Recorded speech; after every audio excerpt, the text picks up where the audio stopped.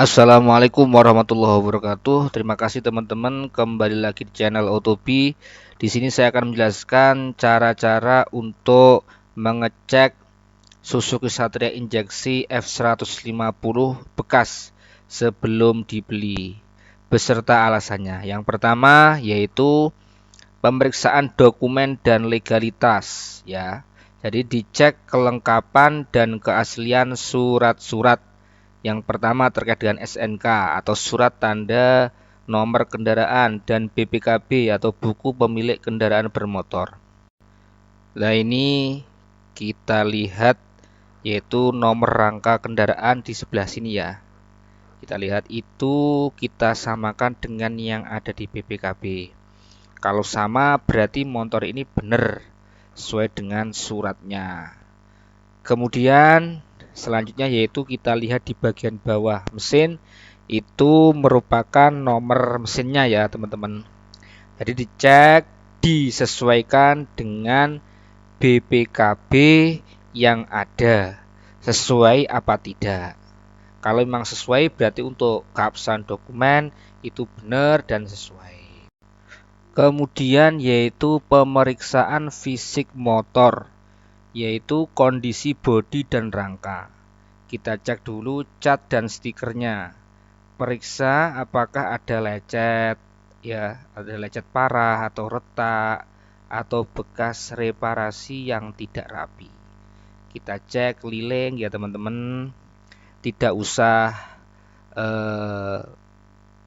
terlalu detail, tapi kita usahakan untuk dicek satu persatu apakah ada lecet, retak, atau bekas reparasi yang tidak rapi, atau mungkin ada cat ulang total yang bisa mengindikasikan motor pernah kecelakaan. Kemudian periksa bagian rangka, terutama di area komstir, kemudian footstep, swimming arm, kemudian cari tanda-tanda terkait dengan bengkok, retak, atau bekas las yang tidak standar ya.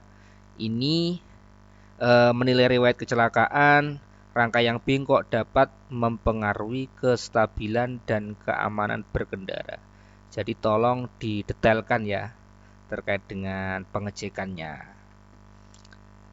Kemudian yaitu kita lihat di bagian rangka ya. Ini di bagian atas di setirnya ya teman-teman. Di setirnya kita lihat apakah sudah ada yang bengkok atau tidak. Kita cek, tidak usah terlalu buru-buru, diperiksa satu-satu apakah ada yang kurang pas di bagian setirnya. Kita lihat kanan kiri, dilihat semuanya. Kemudian kita lihat bagian bawah teman-teman, yaitu terkait dengan footstepnya.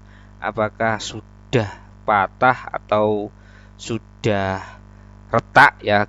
Mungkin kalau terjadi kecelakaan kan biasanya footstep itu patah atau retak. Kita cek. Kemudian bagian belakang juga dicek, satu persatu dicek ya. Kemudian teman-teman kita lihat di bagian knalpotnya. Biasanya itu kalau di knalpotnya kita sentuh itu masih kering ya, masih kering, itu biasanya mesinnya masih baik. Mesinnya masih baik. Ini kita lihat di knalpotnya itu masih kering ya. Insya Allah ini mesinnya masih baik ya. Selanjutnya kita coba untuk menghidupkan mesin. Kita coba menghidupkan mesin ya teman-teman. Kita dengarkan dulu ya. Kita nyalakan mesinnya dulu. Dicoba nyalakan mesin. Kita dengarkan suara mesinnya ya teman-teman ya. Nyalakan motor ini dari kondisi dingin. Kita nyalakan dari kondisi dingin. Dengarkan suara mesin ya. Kemudian apakah ada suara kasar atau klotok-klotok atau mendengung yang tidak wajar ya. Mesin injeksi umumnya itu lebih halus ya. Ini kita dengarkan bersama, suaranya halus. Kalau menurut saya ini suaranya halus, masih baik. Suaranya masih halus. Kemudian mesinnya juga masih segel. Kita ketahui juga asap knalpotnya ya. Panaskan mesin, kemudian perhatikan asap yang keluar dari knalpot.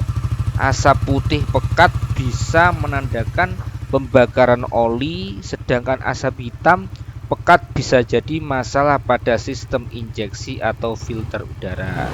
Kemudian kita cek juga terkait dengan respon gas. Saat mesin panas, coba putar gas perlahan dan cepat ya.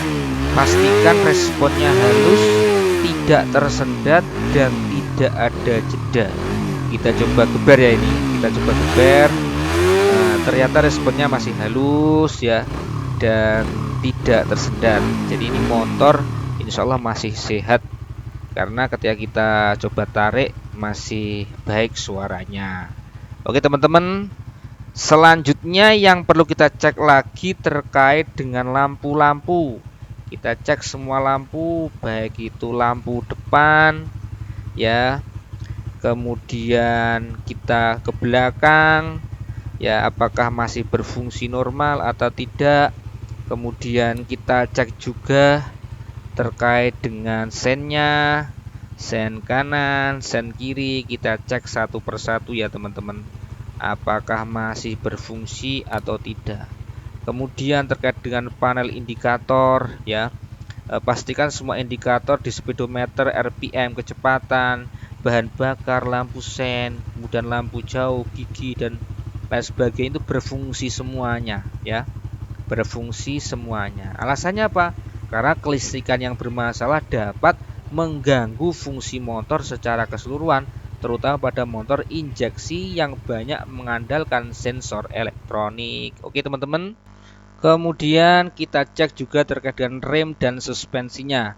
Rem kita cek, ini rem depan ya, kita cek rem depan apakah masih enak atau terlalu keras atau terlalu jauh ya tariannya, kita periksa dulu ya. Kemudian kita juga periksa bagian rem belakang, terlalu dangkal atau terlalu dalam remnya, kita cek semuanya agar nanti ketika kita gunakan itu enak. Selanjutnya yaitu kita cek juga terkait dengan kondisi bannya itu masih mulus atau tidak. Selanjutnya kita cek juga bagian piringan cakram, kemudian bagian pelek apakah ada yang bengkong, kita putar, kita lihat, kita cek ya teman-teman, karena ini bekas. Kalau bekas perlu dicek semuanya agar nanti tidak rugi kita. Kemudian yaitu kita cek juga bagian pendinginnya.